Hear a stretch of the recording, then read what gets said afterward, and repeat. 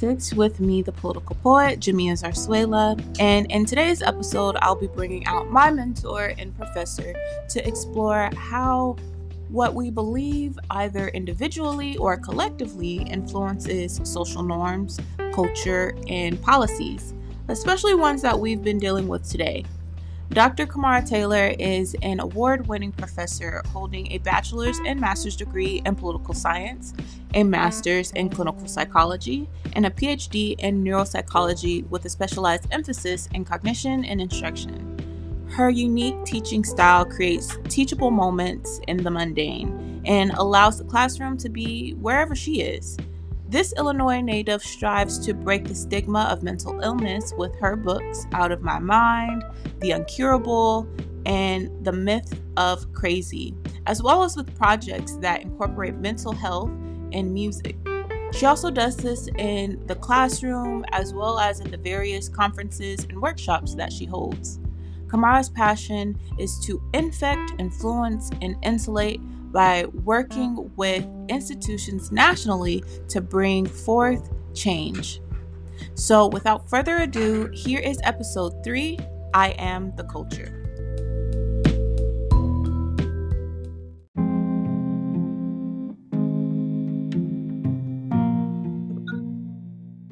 I'm going to start recording. I really like starting a conversation. Okay, let's do that.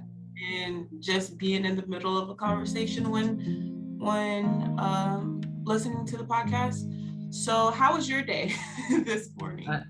My day was busy. My puppy went over to a friend's house last night, so I got I'm a single puppy parent.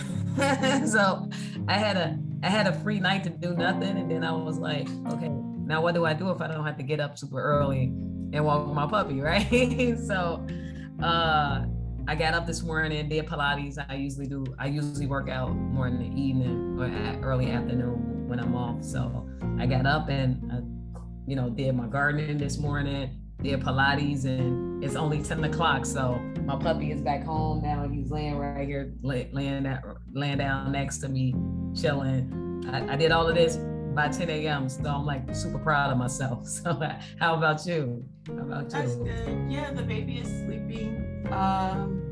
Thank God. My puppy is 1 and some change, maybe about 1 and 3 months now.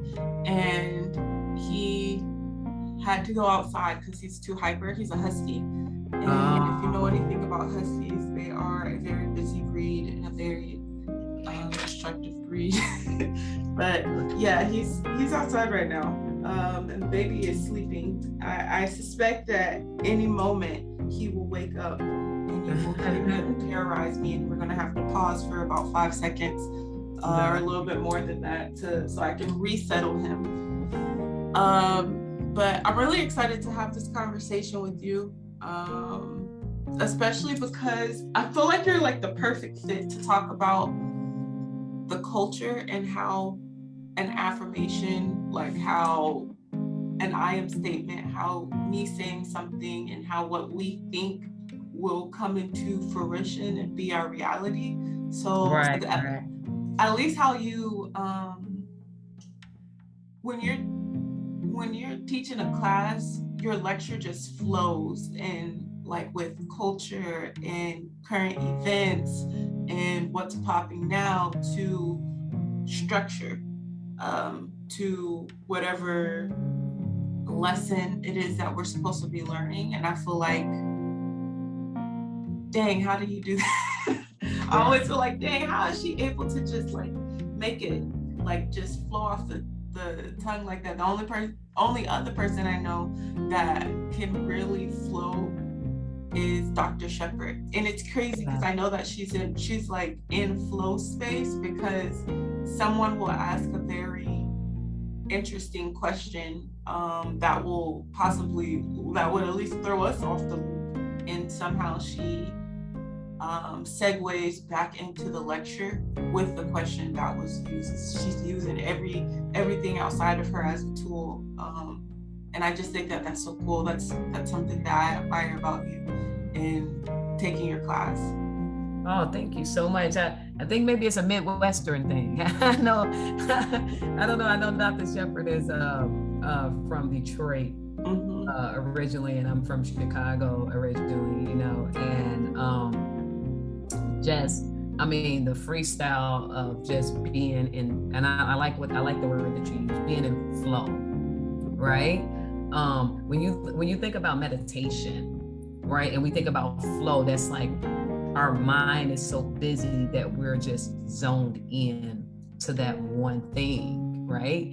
And I think that's what creativity is. You know, I think that's what drives us as a people, especially BIPOC people. I'm not saying that people that are not of color doesn't have the same thing, but our creativity comes in our flow, right? Our creativity comes from just like influence. So I don't even really, Jamia, to be honest with you, I don't even use the word culture because I think it's such a propaganda type of word right now, right?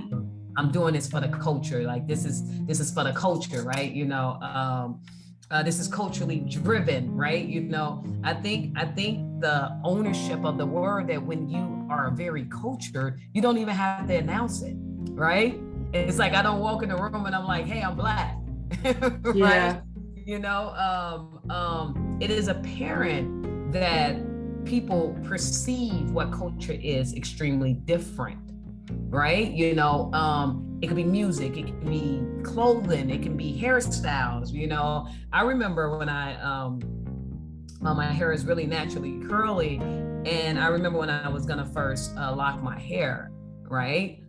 And people were like talking to me out of it, like that's gonna put you in a box. Culturally, that puts you in a space where you're gonna get less job opportunities. I mean, it was a big conversation around hair and what that means to, as far as your culture, what that means as far as what you represent. And you know, the strength, the representation of what locks are, you know, just like the ideology of what people perceive it on the outside to be and the internalization of what it means. It's two different things, right? People on the outside, you're a Rastafari, like, you know, you smoke a lot of weed, right? Actually, when I had locks, that was my big problem. But yeah. Or you're a thug, like in Chicago, you are put in this box like you are a gangster, like you hood, like, you know. But what about the pride that comes along with it, right? What about getting back to our roots? That's not, and let me be very clear, that is not, any of those are none of the reasons why I choose to lock my hair. I choose to lock my hair because my mother woke up and she had lost all of her hair to cancer, right? From the chemo. And so I went to go cut my hair off. And this brother was like, yo, you have beautiful hair. I won't cut it off. What I'm gonna do is lock it. Okay. So like even my journey in it was different. Right. So when we look at, you know, culture, you know, and I respect that because half the time I'm in flow when I'm teaching. Right? I'm trying to see what comes from my heart is going to reach the heart, and then I intertwine that with pedagogy to make sense of the content, right? But I'm so much in flow. My creative self is in flow. What I'm trying to do is give a gift, right? And that gift of educational creativity and learning. So I definitely, that you know, when you compare me to a Dr. Shepherd, who I have mad respect for as a colleague and mentor, that's honorable to me, right? You know, because there's not a lot of women of color that I can look up to in higher ed that are giants, right? Yeah, I appreciate that. But yeah, that culture thing is so new. The nuance of it is new, not the word, right? Like culturally driven. Like if you think about it, what people assume for Black people with culture was watermelon and fried chicken. Yeah. Or chitlins, you know, that was the culture. You know, that was the culture, right? So I mean, you know, it's a very interesting word now, and how it's being utilized and who is using it and in what context are they using it. So I definitely appreciate you bringing this conversation with poetry, prose, and politics to the table, because it's a very, very permanent a conversation to be had. Yeah, when I that's a lot to unpack. I remember when my mom was the first person in my family, my entire family, to lock her hair up. She went to a really big loctician that did a tour to Miami so that she could go lock people's hair there. And this was in probably 2000 or 2001, somewhere around there.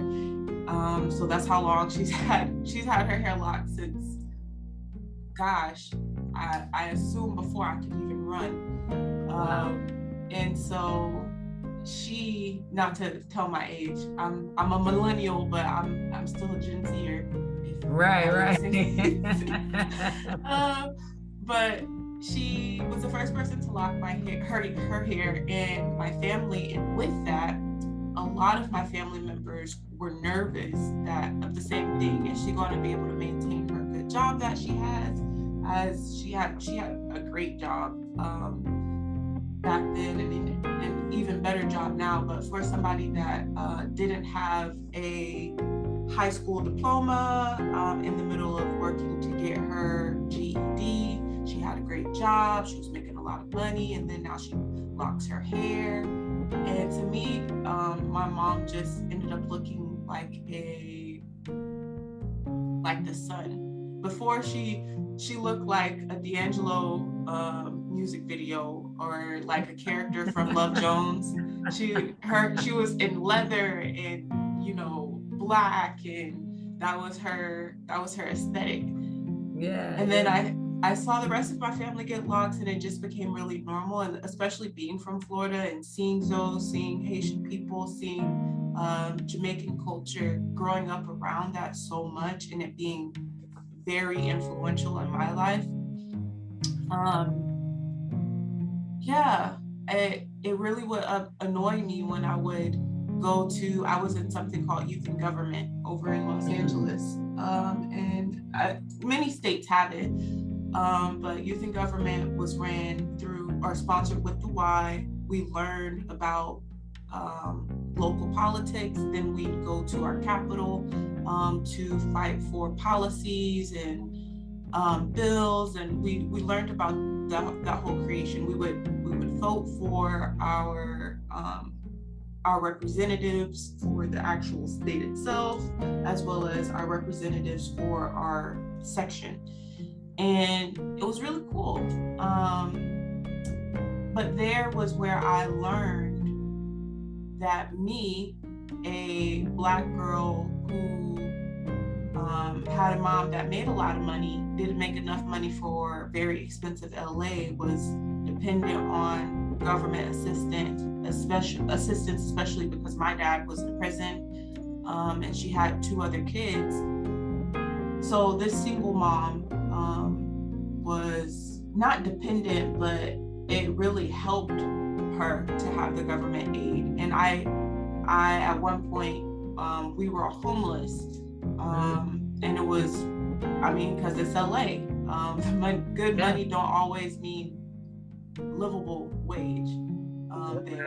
Right. And so I learned through Youth in Government that I don't experience the same America as a lot of my white counterparts, the kids that I went to school with.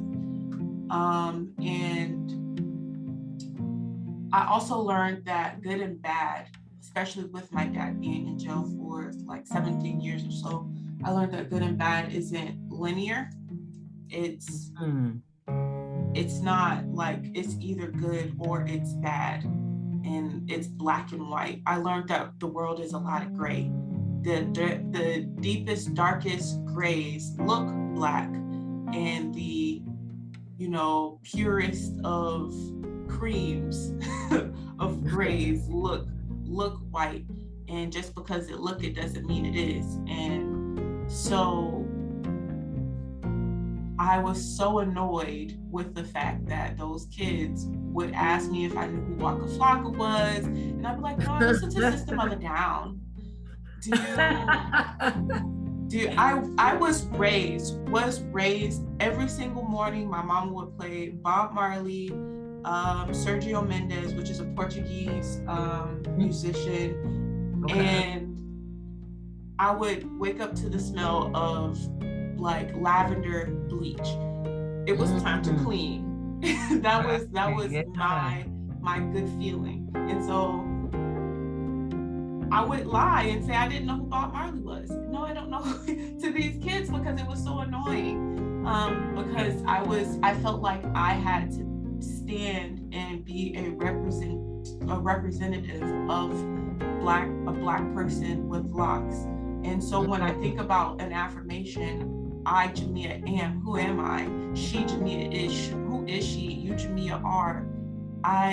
That she, Jamia, is. When I knew who I was back then and now, especially when I was still growing into myself, but how I was going to perceive she, Jamia, is what? She's a drug dealer's daughter. She is a daughter of a mother that has a 9th grade education. And so they already came to me with these ideas of me.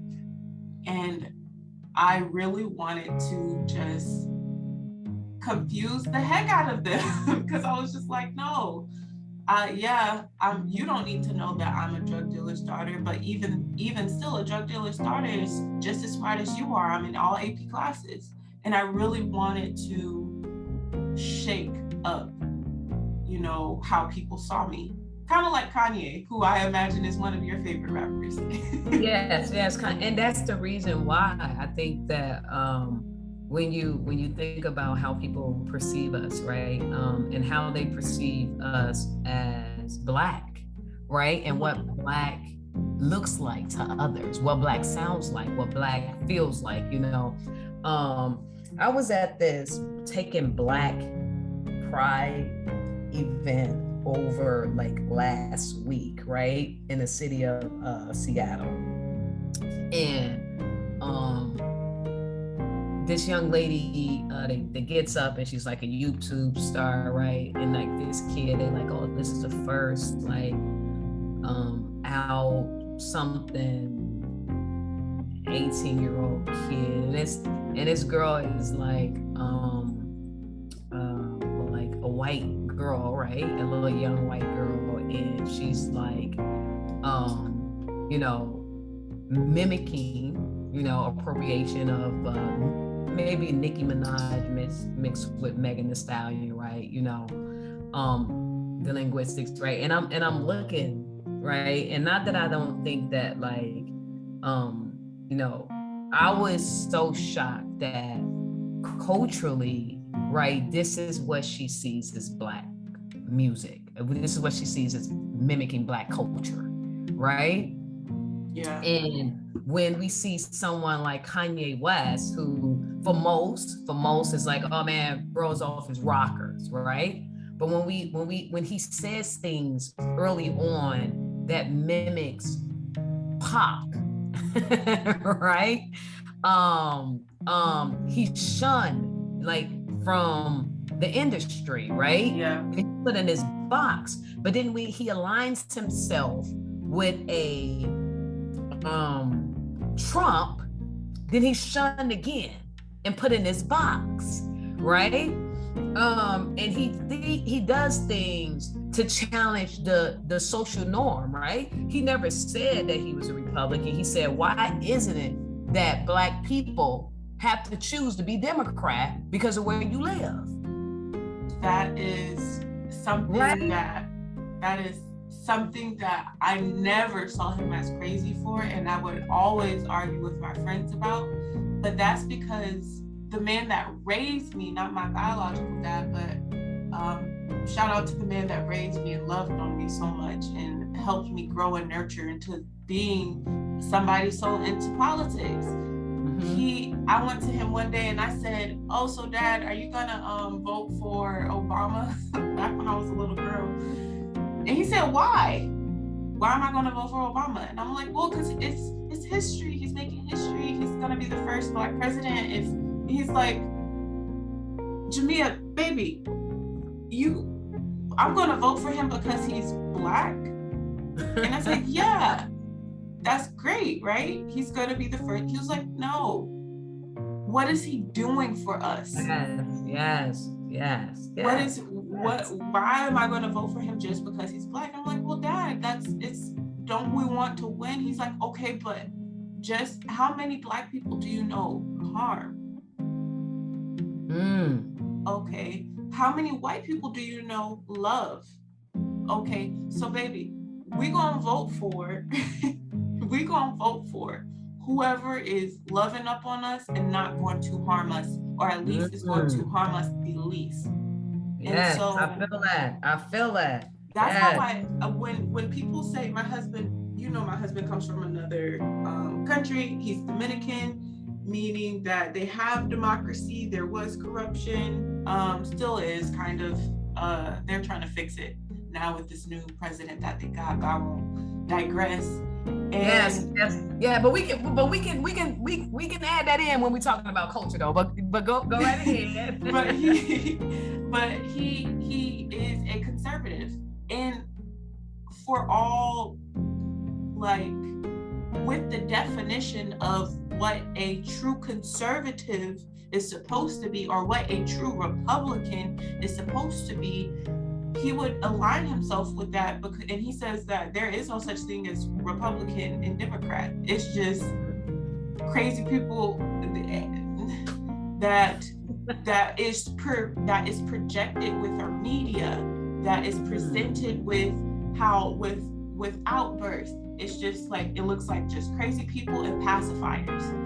And so, it's really interesting to see a person from a developing country, specifically their perspective on our government.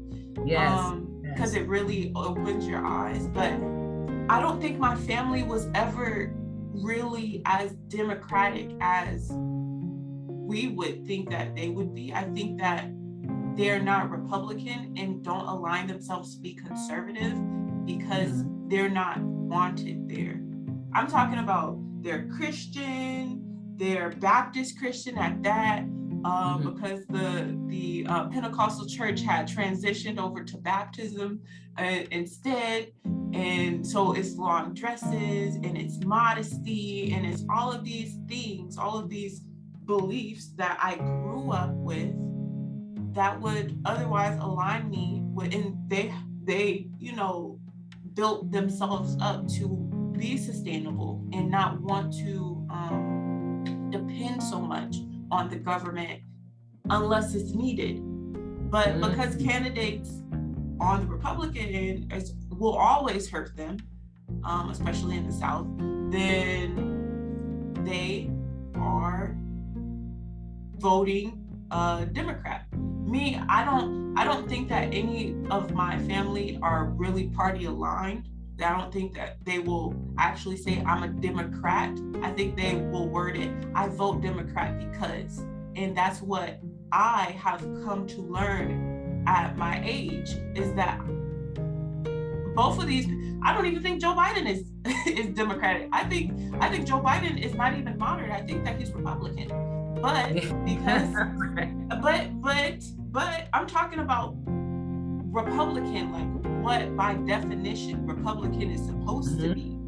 Wanting small, quote unquote, small government, wanting, even though, with Roe versus Wade, the reason why even states, were fighting for more power was actually so that they could have control over the South and how they dealt with slavery and how they dealt with newly freed, enslaved Black people. So, which is meaning that the whole idea of state power and all of that stuff just comes from, systematic racism. But that's another conversation. But how do you navigate as a person with your peers and family members that you have to explain, like, look, this show isn't what you think it is. It's a whole bunch of grays, light grays and dark grays. And especially this new gray is really grayish. How do you navigate through that? Because I don't even know how to explain to my sister that the reason why you were voting for a lesser evil, because my sister doesn't want to vote. Right. Yeah. And you know what? You're right. Like, I think that the obligation that has been put on people of color is to align themselves with a Democratic candidate, right? So I grew up in Chicago, which is every place outside of Chicago is more conservative, but Chicago is a Democratic machine. So I can recall earlier voting when I turned 18 and going to the polls and only having the option of voting for Democrat candidates in my community, right? Unless it was a presidential race, then you get to choose the president, right? So you're kind of forced into, and we're talking about, that's right there. If we're going to define culture, that's creating a culture of aligning ourselves to be limited in our thought process, right? I had this individual that was interested in me, like in a dating scene, right? And they were like, oh my God, you're such an amazing human. You have such a great heart. Like, you're kind, you're loving, you're sweet, you're romantic. But they turned around and told me, like, but you could never be my person because you're too conservative. Right? That's interesting. I as highly educated and the much respect that I have for this person, I was like, that's great because everyone can decide who they choose to be, aligned with them. But it also saddened me that that people clearly don't understand humanity and politics and polity, right? And how the great divide of who we are as a people has already been created with us, aligning us with people of color was only Republicans back in the day. And now shifted, and now it's shifted, right? And how people of color, especially Blacks and Latins, are highly conservative in their view. Their religious view, their view of sexuality, their view, so it's, to me, when we talk about political culture, right? And you have a Kanye West that aligns himself one way and people like shuns him, or he says things about like slavery was the choice, right? To shake people up, right? To start a conversation about, could we have gotten out, right? So I don't know, because when I look at like creating this infrastructure, what culture is for me as a woman of color in this country, I have to cultivate myself in a multitude of who I am, clearly defining myself daily,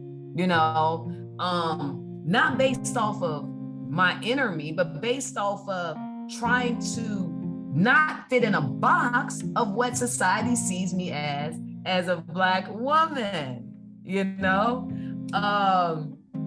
So I get what you're saying. And when I had conversations with people about not particularly voting for any candidate based off of race, but based off of like,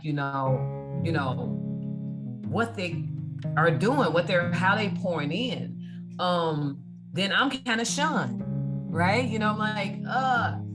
So, I mean, I love this conversation about, just understanding ourselves within the term culture, right? Which then kind of expands on what does culture look like for me, How do I internalize that? You know, how do I go throughout my day navigating myself as a poor Black kid, you know, that's not seen as biracial, that's seen as Black?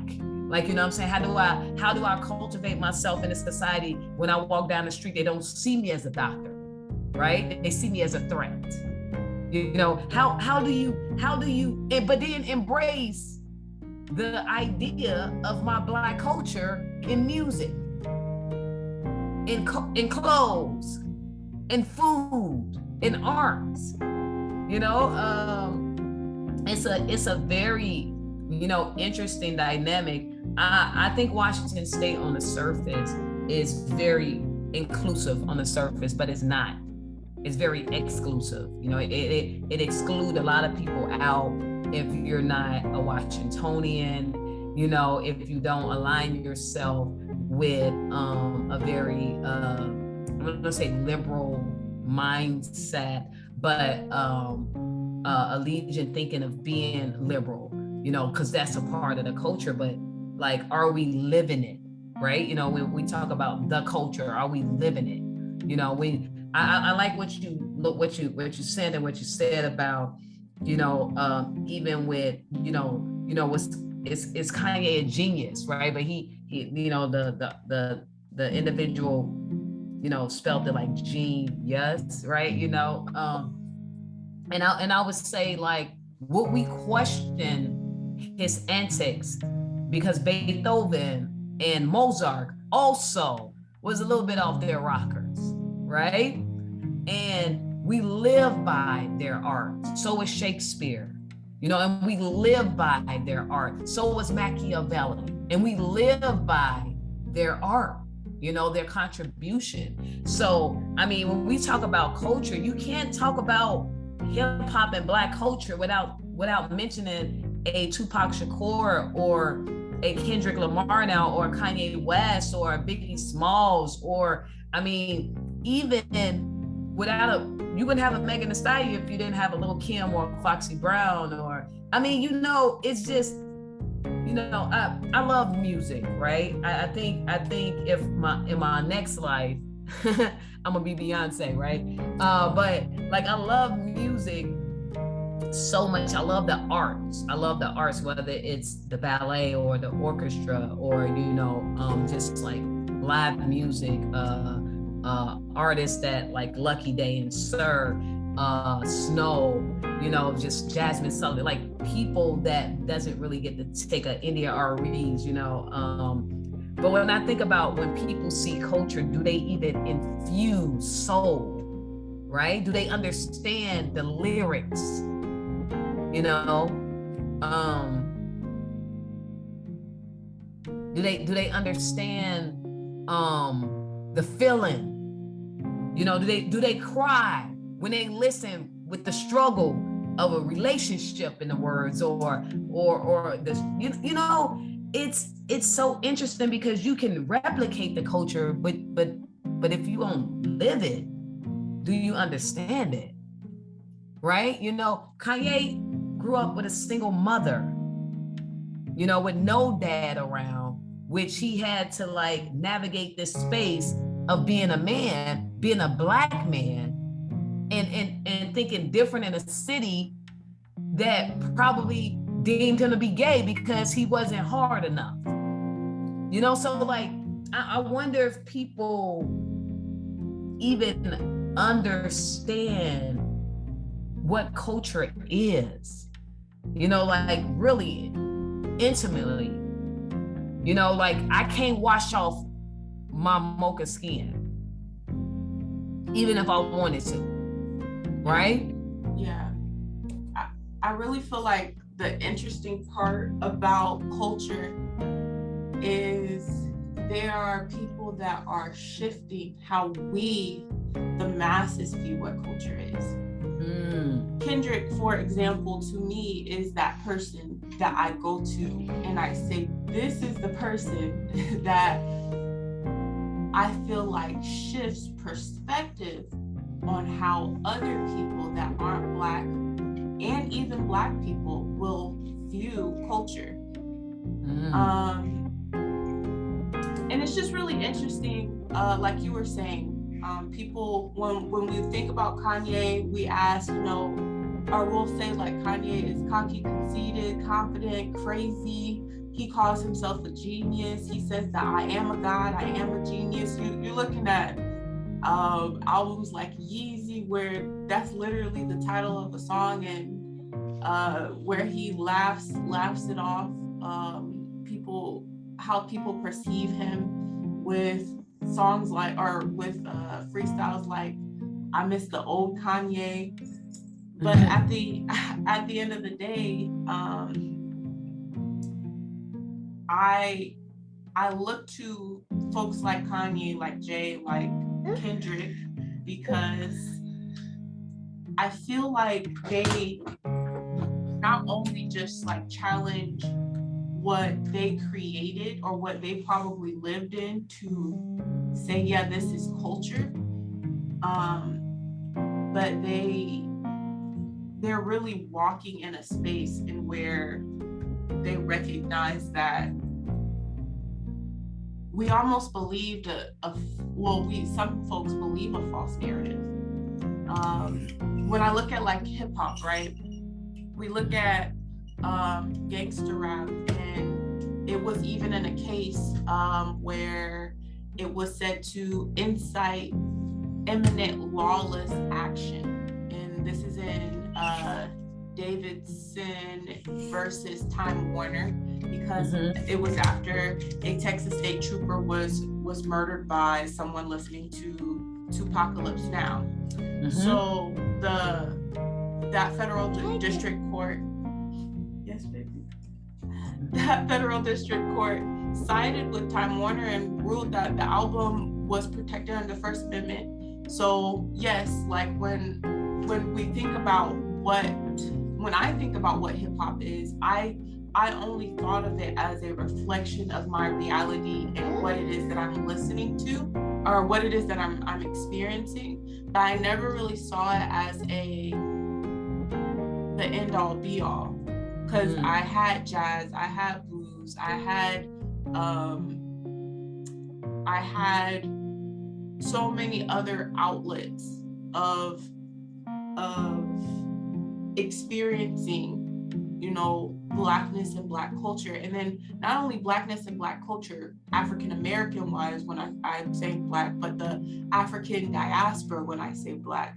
Like I said, listening to Sergio Mendes, that took beats from that's taking music from actual African drums from Africa. When you're listening to merengue and bachata and dembo, and it's a fusion of like African styles, Latin styles, the indigenous instruments, and so on and so forth. You just want to be loud today, huh? Yeah, it's okay.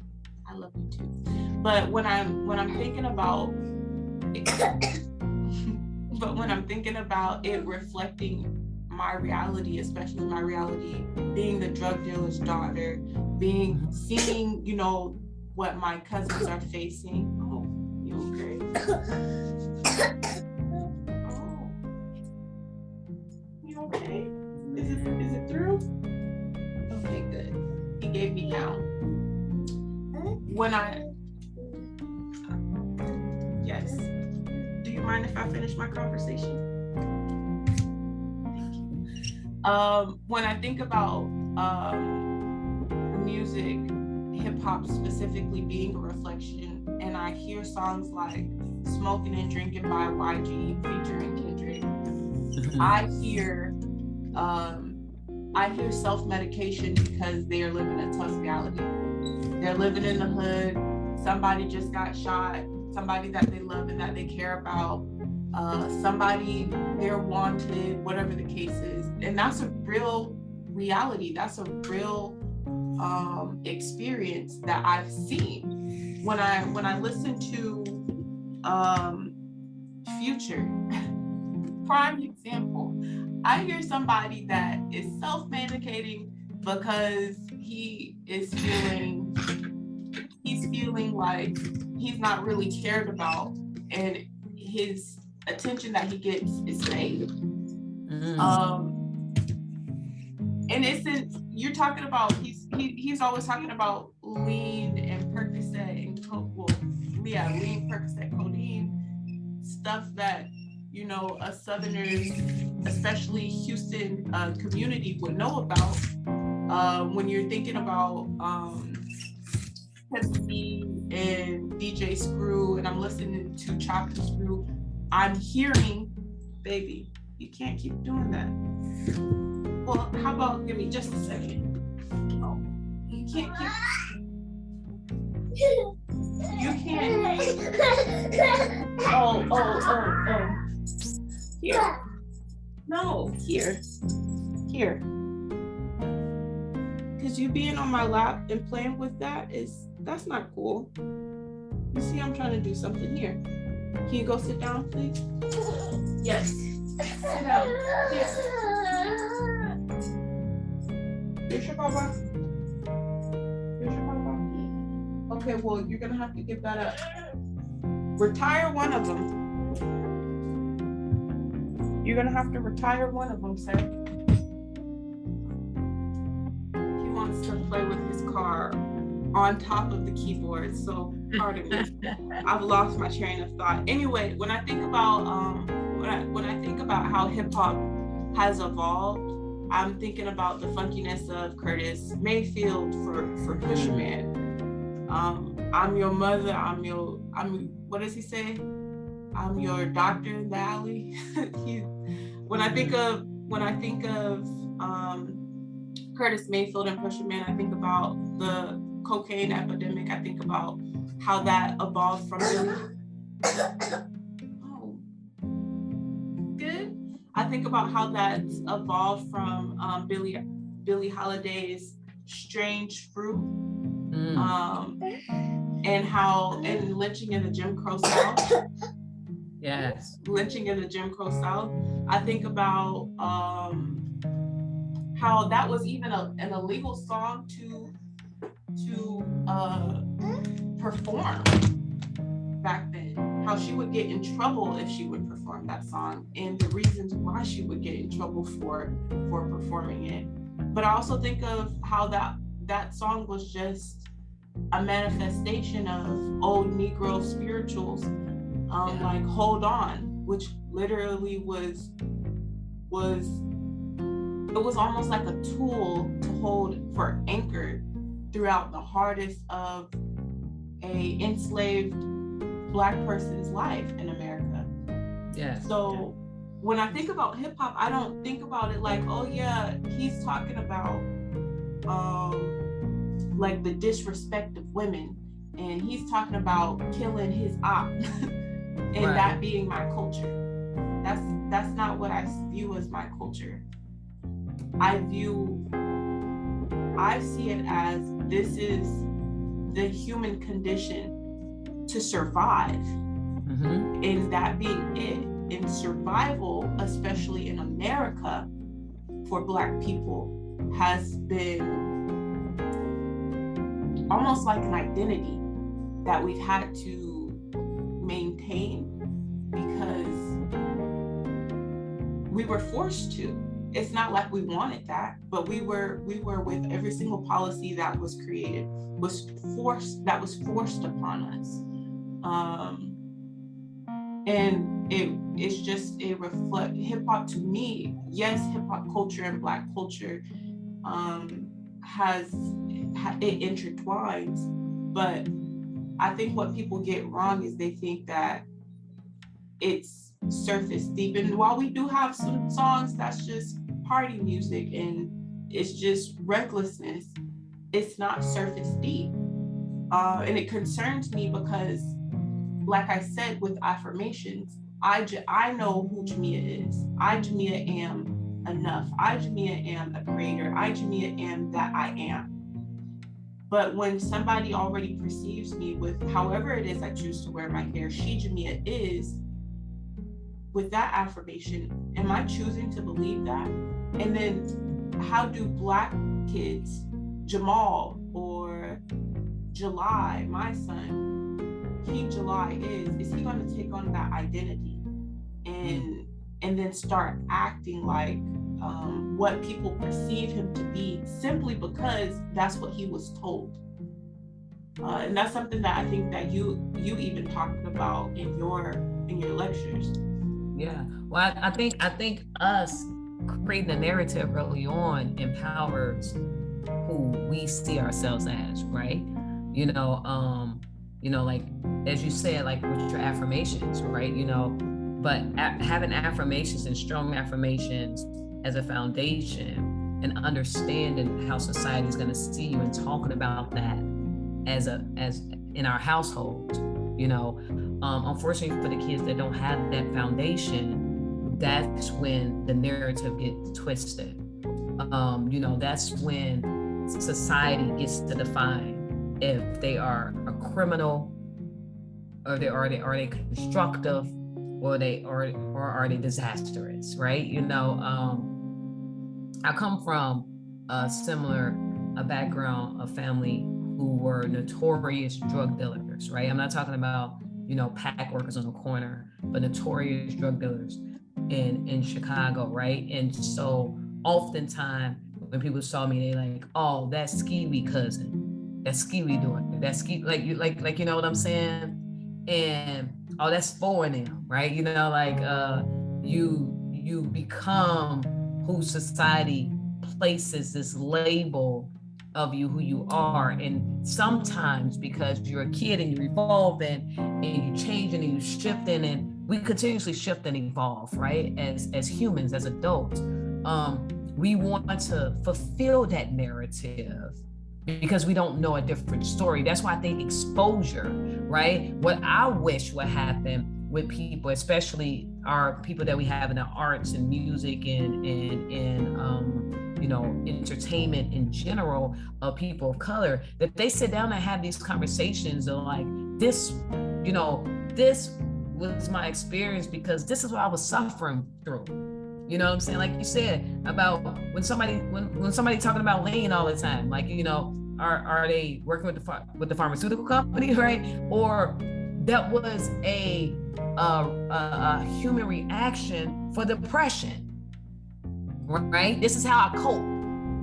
This is how I cope. And the beautiful thing is that we tell our stories.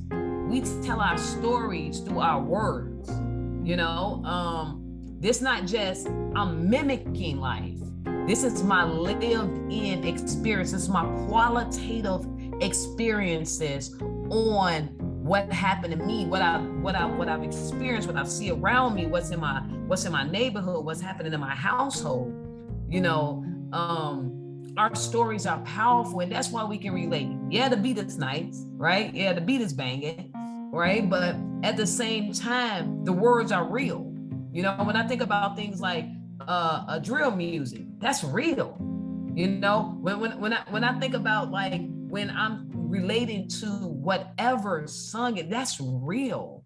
They telling my story. I think it was Roberta Flack, right? Lauryn Hill remade it. What was it? Not Killing Me Softly. Yeah, maybe it was Killing Me Softly, right? When she was like singing his life, singing my life through his words. You know what I'm saying? That's real, right? When we have that connection, that connectivity, when we walk in the room, Jamia, and somebody give us the head nod, right? And it makes us feel welcome. Yeah, exactly. It's that same feeling when we hear lyrics, right? That's a welcoming head nod to us. That's us saying, hey, not only is this my story, I know you relate to this, right? And to me, if I had to put a coinage into defining what culture is to me, that's culture. That interrelation of like, I feel you. I don't care if you're a neuropsychologist or if you the waiter at Dick's Burgers. Like, I feel you, I get you, I see you, you're seen. Like, you're heard, your pain is there. I know it because I have the same pain. Maybe I don't cope with it with lean. Maybe I cope with it with exercise, or maybe I cope with it with bury myself in just getting myself more knowledgeable. Maybe I, like before I got so Kanye fixed, right?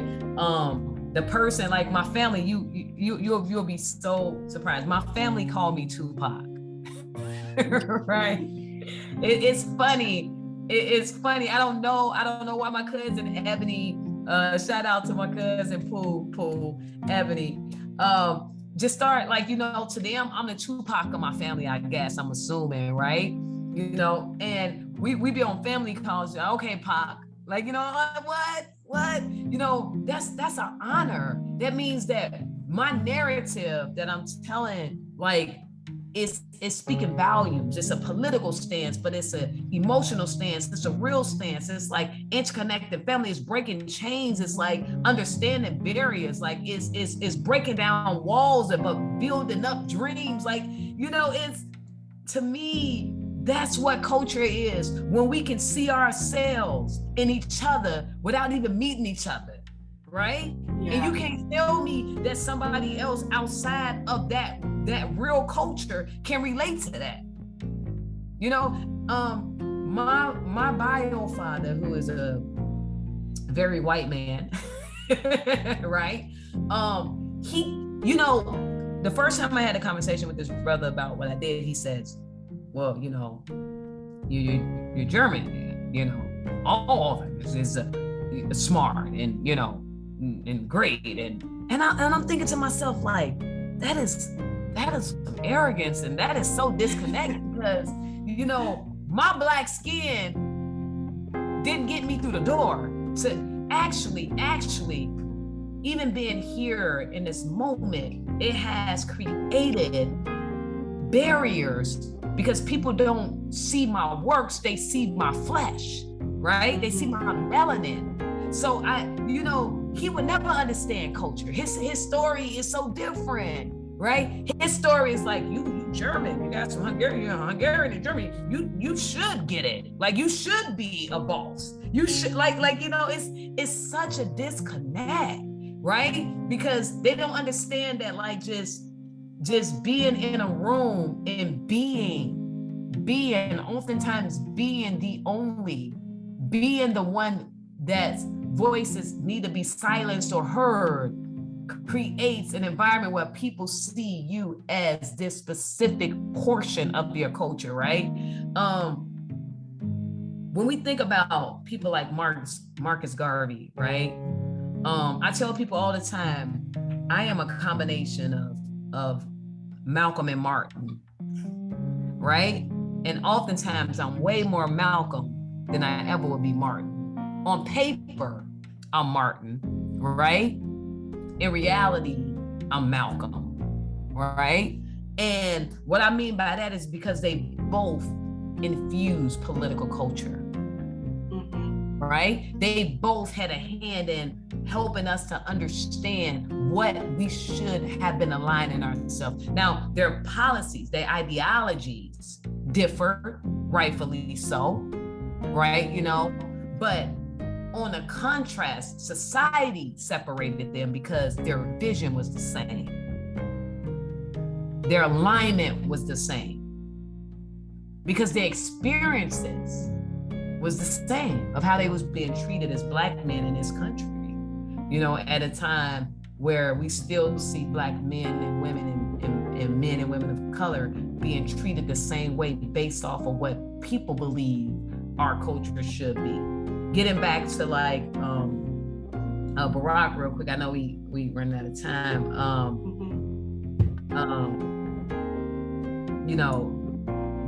Getting back to that aspect of like,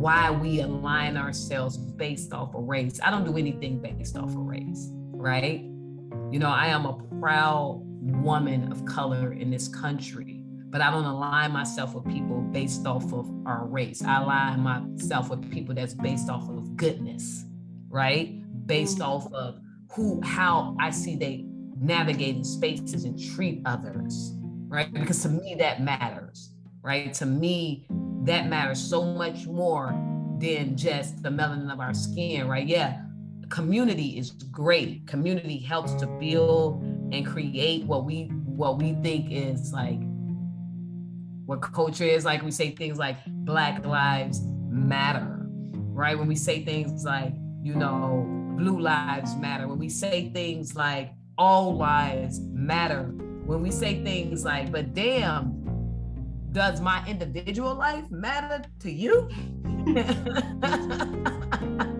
Like, I get it in theory, right? In theory, that's culturally appropriate to say. But in theory, when I walk down the street, do you acknowledge me? When I walk down the street, do I acknowledge you? If I see Jamia and I know Jamia is not the scholar that she is, am I treating her with the worth as a human that she should be treated as, you know? And so I kind of navigate myself in these spaces, and I get in trouble a lot, Jamia. I get in trouble. Listen, I get in trouble because I'm not the average scholar. I'm not the average professor. I'm not the average administrator. I get in trouble because I don't put myself and others in boxes, right? So when I saw what you wanted to speak about today about culture, it kind of threw me for a loop, because I'm like, hell, our culture is defined by what white America says it is now. You know, our music is regulated by what CEOs, but why CEOs, if white kids are the most populated with buying hip hop than even people of color, and we're making it. You know, so it is clearly we are at a distance of defining what and whom we are culturally, right? Especially being a person of color in this country, right? If I'm a person of color from other countries, I can go back, I can trace my roots. But my roots as a Black American in this country is as white as me thinking about baseball and apple pie, right? And owning a home. You know, so it gets confused, because who do we turn to understand who we are? You know, we are the ancestors of the ancestors of the ancestors, and the generations so far removed of slaves whose identity was lost. So Africans always will denounce me because I am ancestrally from Africa, but I'm not an African, right? In Black, that's just a spectate of color that was given to help define or put some type of label to me, right? So, I mean, when I hear people saying, you know, nigga, right? And, you know, and Black people own that word, right? You know, we whatever, right? You know, we put the, you know, right? We coined that word to empower ourselves in it in such a more embracive way, so it won't have harm and and a content to it. You know, is that a part of my culture, right? Does that define who I am? You know, it's complicated, right? Our being a Black American in this country, and you're talking about culture, it's complicated because who we are originally and still are is still defined by others and not us, right? And our households, even Christianity, like I believe in God, right? But I don't believe in religion, because that's defined. The culture of religion for me is defined by somebody else. You know, you was a slave, and then Sundays you can worship like and read this Bible that's still gonna continue to justify you being a slave, right? You know, because so it's not even I wrote this Bible specifically for the slave people, specifically for the slave, removing chapters so that you wouldn't want to run. So you can understand why you enslaved, right? So I mean, when we look, I mean, like on the surface, yes, it's music, it's arts, and people are mimicking who we are, and they like appropriations, like, you know, like yada, yada, yada. But internally, deeply, could we even say it's for the culture when we don't even know what the hell the culture is? Because it's still defined by white people for us. You know, when I'm looking, Nike owns hashtag Black Lives Matter. How did that switch? When I look and it's, and I like I said, I do a lot of, I love music. So, you know, when CEOs that are not of color determine what I can listen to and what I can say, that, I mean, how, then what is my culture? You can't tell me it's still just fried chicken and watermelon. Because that was also told me what I can and cannot have, and what Black culture is, you know, barbecue. By white people. And I don't listen. This is not about white versus Black, but this is about when we're talking about culture, then how do we get it? If my Hungarian side of my family understands gypsies, right? They understand that the food in a culture is zerba and goulash, right? That's clear. I can trace that back to generations. That culture is deep, it's clear, it's laid out, right? But being a Black person in this country, my culture is defined by whatever white people still tell me that my culture is defined by. So when I say for the culture, am I really saying, oh, this is really for the white man? I don't know. Right. I'm doing it for the culture. You know, I love even with basketball. No, even with sports and football. Yes. It's still not like more, yeah, sure, we played basketball and football and even baseball. But we'll play football and basketball, and that be we're so great at athletics. It's still, I watched like a mini documentary where it was still being compared to slavery and auctioning off Black folks.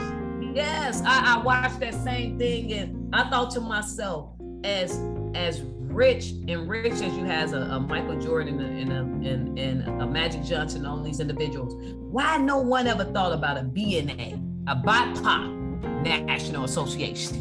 Like, you know what I'm saying? Instead of a national, you know, association, you know, an NBA.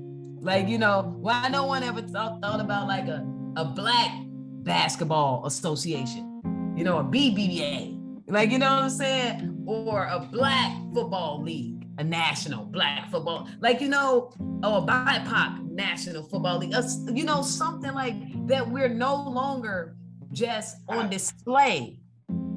Yeah, no longer they turn themselves into free agents because that's as close as it gets. And so I feel like we are I feel like the reason why generations prior to mine really are annoyed by Gen Zers and millennials, something that I consider myself to be both at the same time because I was born in 95. So with that, I just feel like they get mad at us because we are saying, hey, we see that y'all didn't want to take this stuff, but it was still cool for, in your day, for everybody to laugh at Eddie Murphy's joke when he came out offending homosexuality. He was in that red tracksuit, I think it was. Raw. Talking about. It's called Raw. Yeah. He came out, and I can't say that Eddie Murphy was as wrong as he was because I listened to the crowd after he said the joke, and the whole theater was on fire laughing.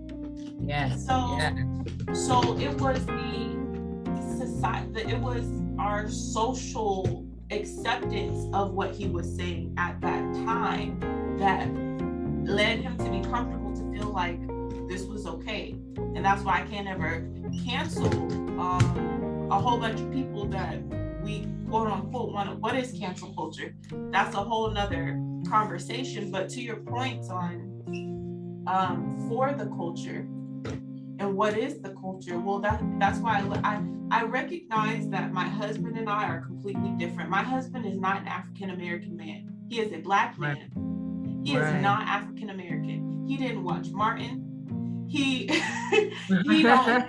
don't know. If I say something like, damn, Gina, he wouldn't know what I'm talking about.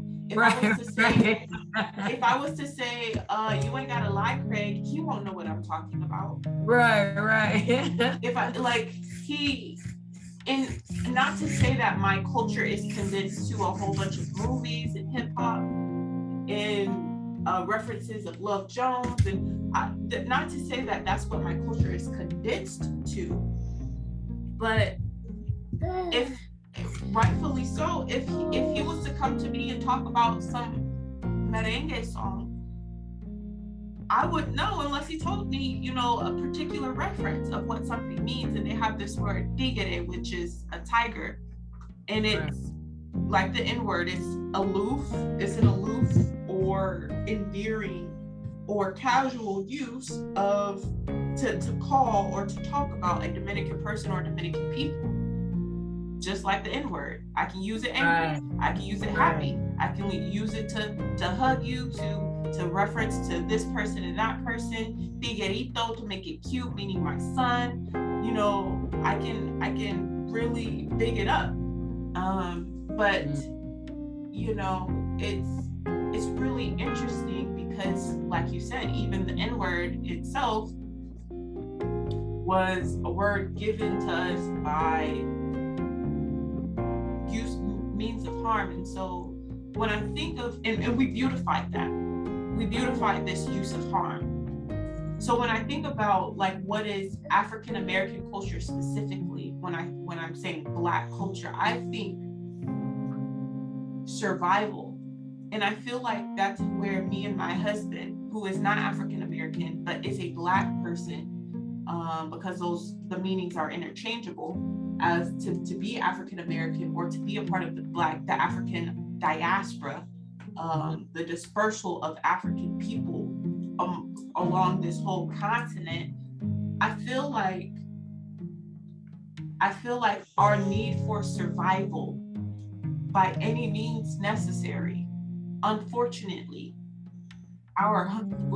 you didn't hear my grandma. If I was to ask my grandma born 1919 if she lived through the Depression, she'll say, baby, what was that? I was always poor. Nobody in my family was jumping off buildings and rooftops. Right. You know what I'm saying? It was already depression. And I think that something that most white folks don't understand is that the reason why we're so attached in community the way that we are because of our color is because that is the common denominator of discrimination, and then the need for the means of us knowing we have to survive. I connect my husband and I's different experiences in Blackness because the first time he was the first day that he became a Black man, the first day he became an American is the day that he became an American. He got called the N-word. He posted himself being in his uniform as an American soldier, as now a citizen, and he got called the N-word. And so my dad, to him, the man that I was talking about, the man that raised me, he said, welcome, brother. Right. Welcome to America. Welcome. We completely embrace you. That's what he told him. He said, welcome. He said, you're with us now. You're one of us now. Wow. And that joke, because even Blackness, with the way that we joke, Will Smith says it really great in his book, Will. He says that, in essence, he talks about how Black people, when we joke, we want a little bit of harsh truth in it. It's gritty. But with white people, it's like funny and it's farts, and it's like at least with children, it's like this their humor is completely different, and it's the reason why we'll say that, you know, whatever comedian isn't funny because it's kind of gross, to us at least. But to Black people, it's gritty. It's welcome, brother, haha. Laughter is our survival. Listening to whatever it is that we're listening to that we can relate to is our survival. It's that head nod. My dad gave him that head nod that you were talking about, and of understanding and of just allowing you to be and exist, because we live in a society that quite literally doesn't really care for our existence and us being. And so I always wonder, how can we fix this problem when I have a little boy now, and who you hear, but I have a little boy, and I wonder how am I supposed to fix what people project on him or what he accepts, because people are going to project on you whatever, but he is presenting, he is a ambiguous presenting boy. He looks like he's mixed with his blonde hair and, oh my gosh, with his blonde hair, with his green eyes, with his fairer skin, fairer than him and his father's and my skin. He's very ambiguous looking. He looks like he's a little mixed kid. He looks like he could say that he's this or that and people will believe him. He could say a couple of different things, and somebody will believe him, and he still will face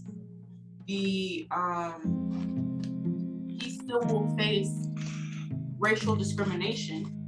He will be told also to speak English. This is America.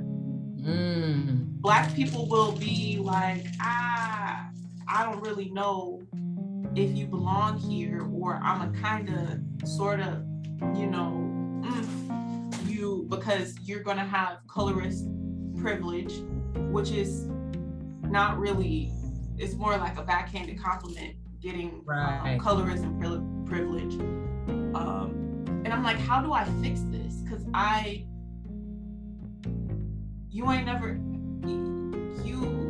he can't ever think that him going living in the suburbs means that he's anywhere close to being a gangster. But I mean, there are Black kids that identify that, because it happened with me. I have family members who I know, they were like, they're from the streets, and I'm like, you from Hyde Park, boy, what are you talking about? Like, you live where there's tons of palm trees and it's a gated community. Quit. Right. But I wonder, how do I fix this other than just telling him what Lao Tzu said?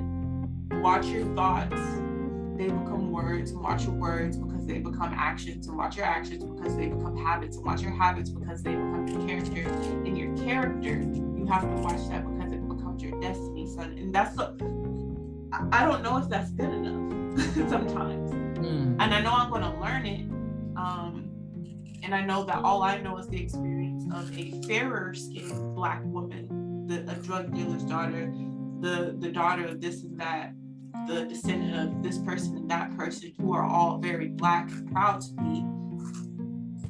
But I always wonder, how do I navigate with him so that he doesn't take on the things that I used to believe that people would tell me as a dyslexic person, as a queer person. And even now, because I'm in a heteronormative relationship, which for political correctness term, it just means I'm in a relationship where I'm presenting to no longer be a part of the LGBTQ community because I'm with a man and had a baby with him, or I'm with a cis man who was assigned male at birth, and I had a baby with him as a cis woman. So I just wonder, how am I gonna, with all of these nuances, how do I protect him from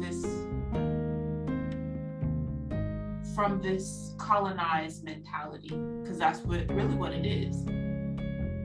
Do you think that, I know you don't have any children, but no, I don't have any children. But as an auntie, what I typically do is I still try to give them the tools to navigate it, because it's only so much that I can do, that their parents can do, that can shield them from the harsh reality. I think I do the same thing that my parents do, is prepare us, right? Prepare us for the moments that they cannot protect us, right? Giving us those tools to understand that, like, regardless of how we're approached or treated, whether it's loved on or hated on, whether it's embraced or rejected, that we would still have the tools to not internalize it as a part of who we are, right? That we leave it at the door. Either one, you know, if people are giving me accolades or if they talking against me, it's all the same to me, right? Because neither defines who I am. Only my own internal works, the things that I do, define who I am. So I think that, like, that's the greatest gift that we can give, is the empowerment of self. Because society, this world, is very amazing and great because we're alive in it, but it's very cruel and disparaging at moments if we allow it to be, if we allow it to bring us down. And it's a hard task. Like, you know, I always say all the time is, as much as I love kids, I don't know how I will be able to raise a kid in a society that, you know, I don't know how my parents raised me in a society that just discredit and discount who I am once I'm out of the womb, you know, whether that's from the lack of medical attention that's given to people of color, whether that's the lack of access to availability of education, regardless of what neighborhood we live in, you know. If you're blessed and one of the onlys in a neighborhood, in a community that you can get affordable education, affordable healthcare, then you're still looked at a certain way. You know, how do you stay grounded? And to me, we begin to teach our kids how to stay grounded by grounding them early on with the tools that they're gonna need to plant themselves. You know, I was writing something the other day, and as we close out, I know it makes me think about that. Hold on, I'm sorry, my dog walker is coming. And it made me think about being rooted like a tree, you know, being rooted like a tree, and what are we branching out to do? And so I just, you know, I want to close out by saying that, like, you know, we, you know, being rooted like a tree, you know, if we're being rooted like a tree, what are we branching out to do? You know, how are we pouring in? How are we giving those tools? And I think that's the greatest gift that we can give. Just be rooted, you know, stay rooted. Sometimes I wish I was a tree, right? Trees have seen so much, you know, and people are like, well, you know, they weather the storm, but they've been around for everything. They've seen people change.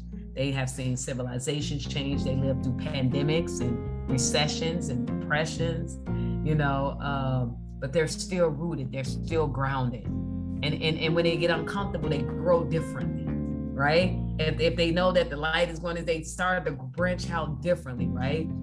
And so I wonder if we can give our kids that same tool, right? And we can give them the tools to be rooted like a tree when weather afflictions come, when people start to say things, when people start to mistreat them, when people begin to do things to make them feel less than, when your baby's so light skinned that they say, hey, you're not black enough. When you're so dark, when they say, why are you that black? You know,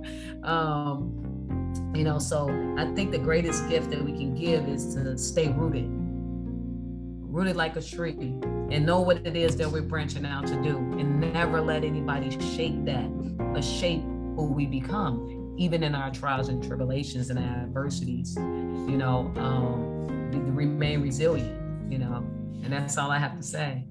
Ashe.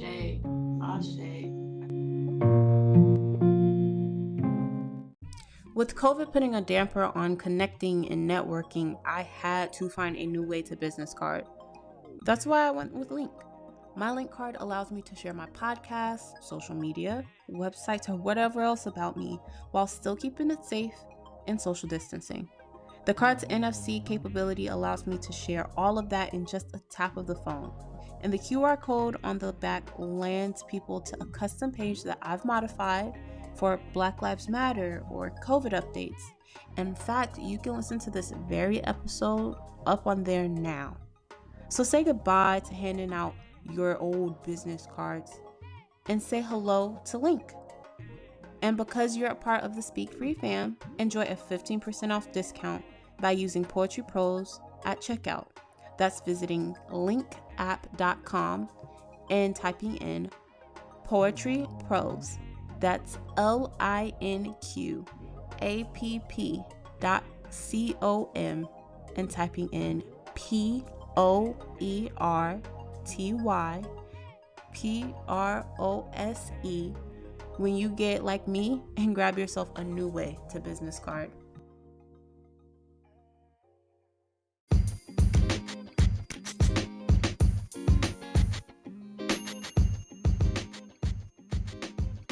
It's a wrap.